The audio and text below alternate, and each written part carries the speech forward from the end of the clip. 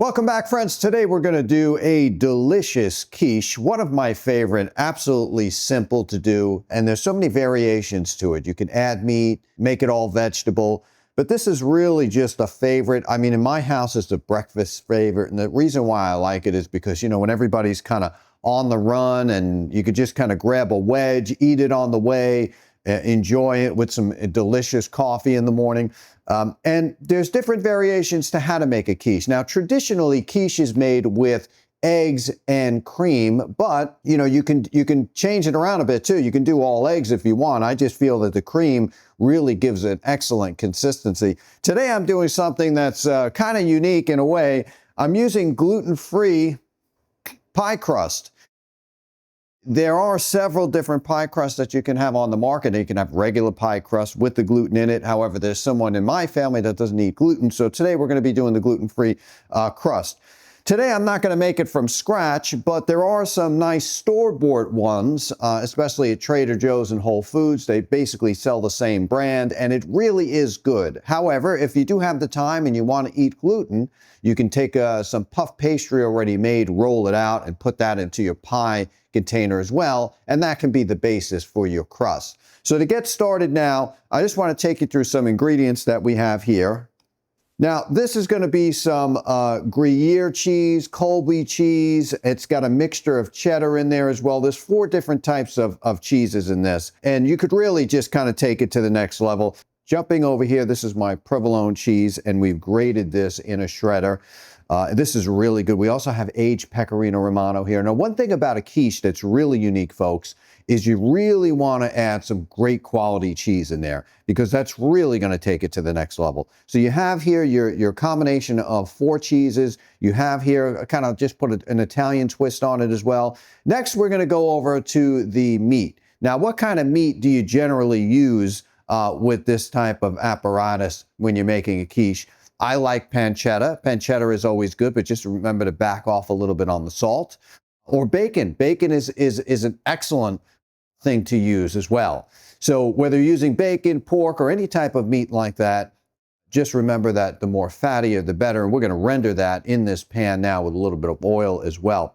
So as you can see, today we're using pancetta, and this pancetta has already been diced before the show. And you can see all the fat in here as well, which is really going to aid in not only the flavor, but the caramelization of the onions that we're going to be chopping as well. So we're also going to be using that. And then I put a couple of things in here, like obviously heavy cream and sour cream. I'll put just a dash of that as well, as I find it gives it a little tangy taste. I do always like to put some types of vegetables in my quiche.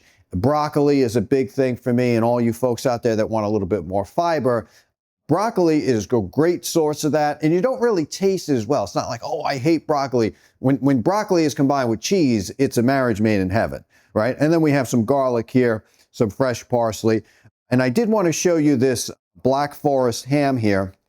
Now, if you don't have pancetta, you can definitely use a good quality, uncured, like Applegate or something like that. Black Forest ham is really good to use. However, I got the pancetta. That's definitely going to be my first choice. And let's get started chopping the onion. We're going to take the onion, the pancetta, let them marry together, render in the pan, and then we're going to take all that flavor and marry it together.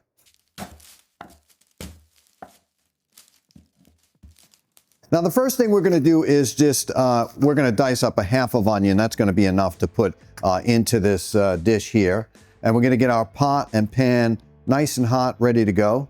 And now the quality of the oil that you should use with this is definitely not like an olive oil or something like that that has a very low smoking point. We want to use something like grapeseed oil or something along that lines, which is what I'm using now today. Grapeseed oil is great for saute. When you're going to take the temperature too high, then it might change the flavor, the compounds, and everything else of the oil. So definitely you want to stay away from avocado oil or anything like that can burn. Now also, if you want, now you can definitely add a little bit of butter in there too. So what you're going to do is definitely a small dice on this onion. Make it as small as possible. The last thing you want, folks, are like, big pieces of onion in here. As you can see, these are definitely small, like a brunoise type of size, and it'll aid in the same cooking time as the pancetta, right? Because we're really just heating up the pancetta. We're rendering it down. So we're gonna continue to cut this here like that. And I think that's about all I'm gonna use for this amount of onions for this quiche. That's good there. All right, so now we're gonna take all of this, we're gonna put our oil in the pan. And I'm not using a lot of oil because you're gonna get a lot of the fat rendered off from the actual pancetta. And we're gonna take our onions and move them right into the pan.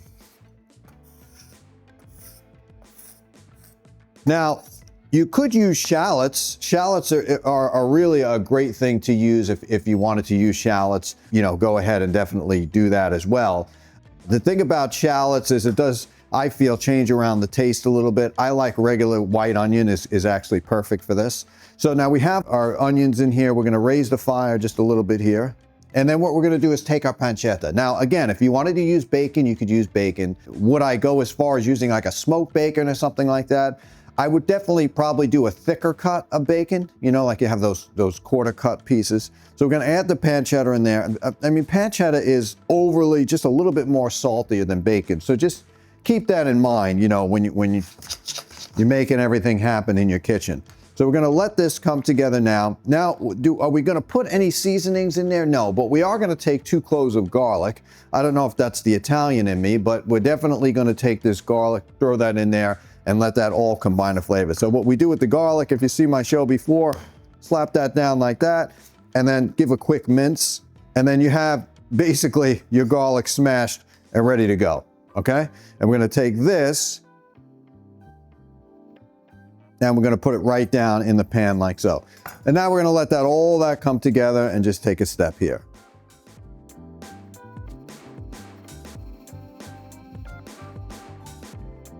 Okay, now this looks perfect, and exactly what we wanted to do was we rendered down this pancetta and we got all those beautiful flavors in there, not really adding too much more seasoning than what we had because the pancetta really is salty. Now what we're gonna do is take some broccoli. Now you could do 1 or 2 things with this broccoli. Number 1 is you can cook it with the pancetta. However, I like the taste of, I'm not gonna say an al dente broccoli, but a little bit of structure with it. And I find that by just shaving off the florets, which are the ends here of the broccoli, raw in with this, when they cook with the quiche, you have a little bit of texture there, and that's what I'm looking for. I don't like mushy, mealy broccoli, so a little crunch in there and a little flavor. And you know, they're gonna be cooking with that hot egg and everything else in the oven, so no need to cook them there again. What we're gonna do now is just take a little bit of the florets, and that's kind of what I'm looking for. I'm just looking for that kind of outside portion of the broccoli. I'm not gonna go into the stems because then you would need to cook them ahead of time. So just take the florets and just lightly shave them. Any knife will do. You can use a serrated knife, you could use a chef's knife. And then once you get all the outside, and just get the outside here as well. And again, don't take too much of the stem. That's not what we're looking for. You get the stem and then we have to cook it because obviously it's gonna be a little hard at that point. So we have all the broccoli here, florets. We're gonna go right in the pan with this, and we're gonna combine everything inside the pan, not over the heat anymore. And with the spoon, we're just gonna kind of fold everything in here. And the next move is gonna be that we're gonna add the eggs, the cheeses, and everything else. And I did wanna tell you something about the pie crust here. I actually preheated it. There's one thing that I can't stand about any pie crust, whether you're making it from scratch or not, is the fact that the pie crust, once you put the liquid in there, really never has a chance to get crispy on the outside. So by pre-cooking your crust and then adding your liquid last, you're gonna get a really nice crusty consistency on that pie. And with this, you can, you know, just discard it later, use it for something else. Okay, so now since we got our pie crust already preheated, and this was 350 degrees in the oven, and like I said, when it's hard, you know when to take it out. It doesn't need to be brown, and keep in mind, don't brown the edges either. Okay, so now we're gonna take anything you can find to whisk your eggs, right? I'm using this Bain Marie here. And what we're gonna do is add the eggs in here, and I like 6 eggs here to 1 pint of heavy whipping cream. That's a kind of a good ratio. I like it a little custardy as well. You know the rule, when you crack your eggs, you always want to go on the end like that. That'll help avoid any shells, because once you smash it down like that, you're gonna get fragments of the shell. So right on the edge, I like to do it, and then you can open it up, you're good to go. So you don't have to kind of search for open, cracked pieces of egg to take out of your quiche seasoning, which is always a nightmare. Okay, we'll do 2. We'll do 6 here. I mean, I like 6. 6 eggs I always find is really good with this. Okay, perfect. I'm gonna put this off to the side for now. Wash our hands a bit. You know, there is a thing of cross-contamination and salmonella and all that bad stuff, I'll say. So, you know, when you're dealing with the eggs, you know, definitely make sure that you're doing the right thing by washing your hands. You don't want to get you or anybody sick. Okay, so now we're going to do some of the cheeses here. We have the provolone cheese, which really gives a nice sharp flavor to this here.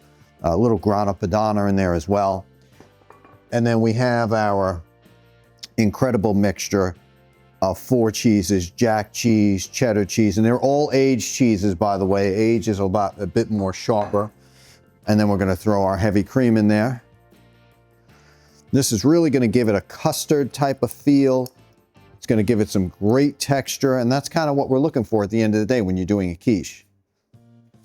And we're going to take some sour cream. Now, the thing about the sour cream, this really gives it a really nice kind of tangy flavor. So go in with a heaping tablespoon of sour cream and just throw that in there. And we're going to whisk everything up now, kind of get everything marinated, and I'll kind of show you what it looks like.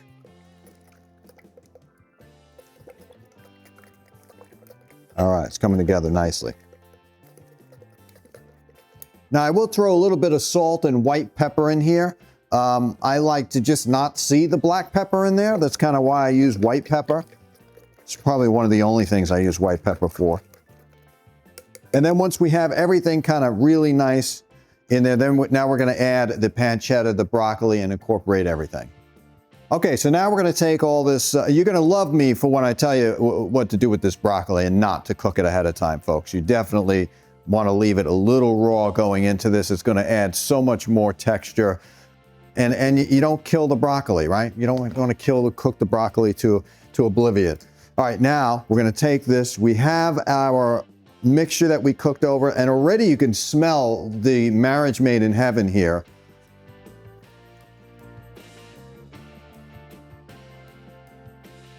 And we're going to start to incorporate all of that. And you can see it really, really looks great here. That's what I'm talking about. That's a great filling here. We're going to get cleaned up. We're going to fill the pie. And I'm going to do one where we didn't bake ahead of time, just to maybe be able to show you the difference between pre-baking your pie shells and not. Coming back soon. Okay, we're back. Now, I do want to mention something to you. Pie crust has a tendency of really kind of overflowing. So just put your pie crust in something like this. This way, you know, if it does overflow, it's not going to go in your oven and create a mess for you to clean up. Okay, now we're going to go in to the first pie crust we got there. Wow. That really looks like a winner already, folks. Okay. Now, a little tip with the pie crust. Take your egg and go over the pie crust like I'm doing now. And what that'll do is kind of keep it from burning, especially that it's egg. You know, they do that with puff pastry. They get kind of like a nice shine to it as well. Just take a little bit of egg and put it throughout the crust. Nothing crazy, but you are going to need to cover this at some point with aluminum foil, you know, because that's going to create because you pre-cooked the pie crust, so you don't want to burn it. So we'll probably put this in there for like 20 minutes. It'll start to set up, but we're going to shake it. The middle will be a little jiggly. That's how you know when your quiche is not done. Just hit it a little bit. If it doesn't move, and like the inside, like how it's moving now, let me just show you a close-up shot here, what I'm talking about. You see, when you hit it, see that vibration here, that bounce in there? Sooner or later, the middle the ends will be kind of firm, but when you do that in the middle, it'll kind of be like that. So, okay, in the oven, 375 degrees. I like to put it in there until you start to see everything go brown. Then you can cover it for another 20 minutes in the oven.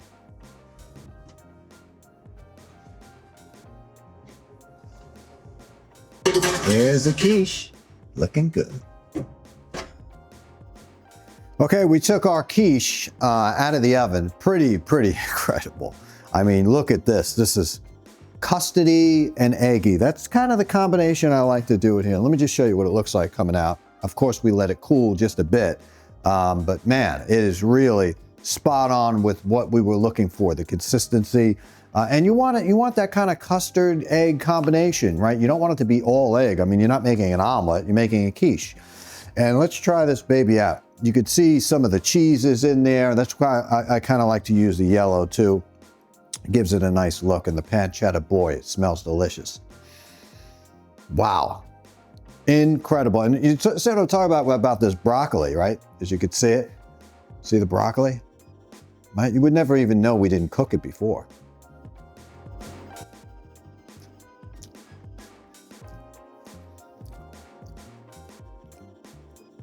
Come on. I mean, I've had quiches all over the world, all right? I'm not saying this is the best, but I'm saying it's close. Wow.